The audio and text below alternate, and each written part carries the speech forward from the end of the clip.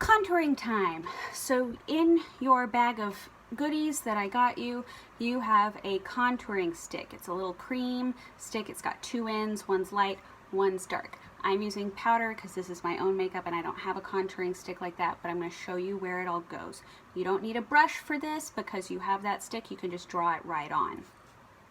So what you're going to do is you're going to take the dark color first because that gives you the line that you need. I'm going to use a brush like this. So what you want to do is you want to take your dark color and you're going to make a fishy fish, and that shows you the point where you need to start. A little bit out from your mouth, generally speaking. So, and you're going to pull it up towards this line of your ear, basically following your jawbone, but giving your face an open look. This is probably literally, other than getting a little mascara on you, the most important part. And that is because, as you can see with these bright, like multi-directional lights, your face flattens out and you cannot see definition in your face. So even someone with good, strong facial features like you can't always see definition in your face. It makes you look very two-dimensional and hard for people to see expression and things like that. So we're just going to add the shadows essentially that are taken away from your face back to it so that the camera can define your face and people can actually see what you look like. It looks really strong here. We're going to buff it out. So you start with these two lines, and then your face has strong enough features that you won't need to do this, but I sometimes just right here in almost the shape of a 3.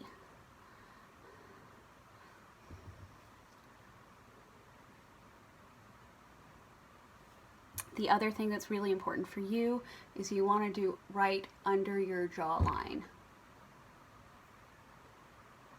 Just like that. Fall in a little V. The next place you're going to do it, and if you need a little guidance to help you, you can take one of your brushes and put it right in the middle of your nose. And you're going to take that same dark color, and and you're just going to pull it from right about here down to the tip of your nose in a straight line.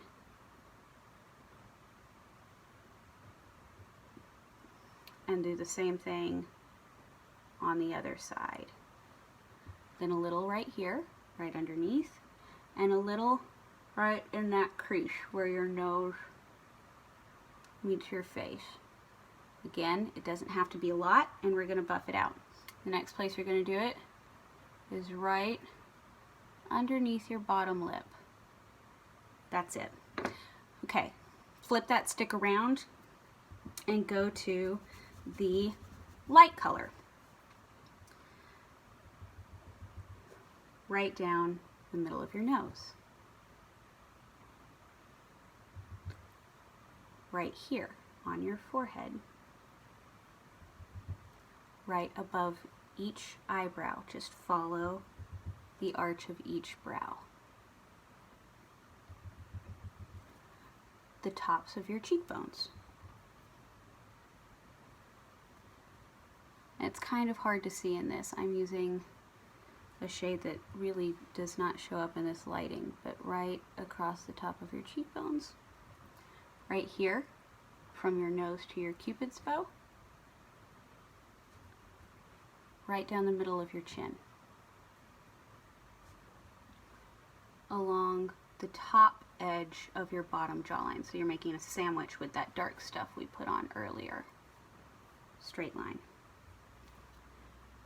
Straight line. Now, because yours is cream, you can take that blender out and following your blender down and following the direction, just pat it out along this way until it's fully blended. You can also go straight to your next step, which is get that finishing powder in a container that looks like this, and the brush that looks closest to this. It's one of the ones with the orange handle, nice, dense at the top, floofy, about this shape. Not the one that looks like this. That's the one that you're going to use for your blush. This one. And you're going to get some of that loose finishing powder on it. And then you're going to want to tap it off so it doesn't go everywhere. And this is where, if you've got a towel that you've been using to, if you're wearing nice clothes that you don't want this to get on, put something over your shoulder, because sometimes there's just fallout. What you're going to do is you're going to just take that powder, and it's only going to take about this much, and you're going to use that to set all the cream, and continue in these little circular motions to buff out those contouring lines so that they're not so stark. You almost will feel like you've done all of that for nothing, because you won't see it very strongly.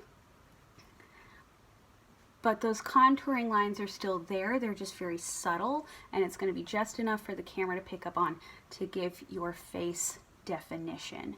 And so just make these little circular motions. And then if you're like me and have kind of a fuzzy face, got lots of little baby hairs, you can just do quick, soft downward motions to make sure those are all laying in the same direction, not standing up funky. So there you go. Already you can see that you can see the definition in my face better under these lights, right? So that's contouring and setting powder.